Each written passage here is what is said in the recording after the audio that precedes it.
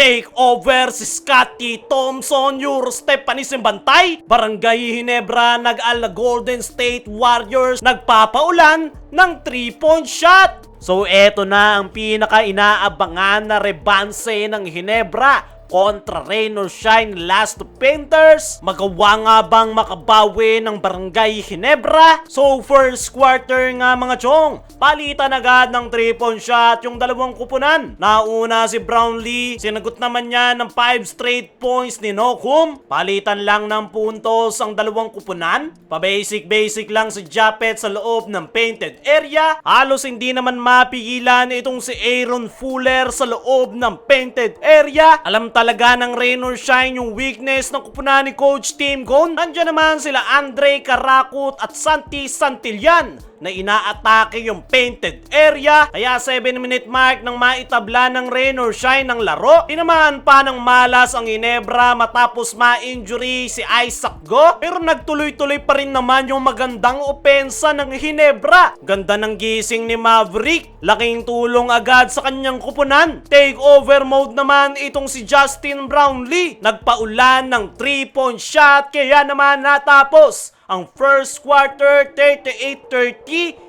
8-point lead para sa Barangay Ginebra. Pagpasok ng second quarter, palitan agad ng 3-point shot itong si RJ Abarrientos at Felix Lemeti. Bagyang nag-i-struggle pero naipapasok ng Barangay Ginebra yung kanilang mga tira. Pagyapang kinabahan ng Ginebra matapos bumagsak si Scottie pero ipapagpag niya lang yan sabay tira sa 3-point shot kasama si Brownlee. At matapos niyan, dyan na nga nagkamdam malas-malas ang Ginebra, tutukan na di pa pumapasok. Kaya naman nag-capitalize dyan ng Rain or Shine. Balik pananalasa sa ilalim itong si Aaron Fuller. Susundan naman niya ng 3-point shot ni Chongson at Jonard Clarito. Kaya natapos ang first half 58-54. Baba na lang sa 4 ang kalamangan ng Barangay Ginebra. Leading scorer si Brownlee with 19. Kasama niya si Japet at Maverick na parehong may double digit. Aaron Fuller lang para sa Rain or Shine. Pagpasok ng third quarter, mainit na 7-0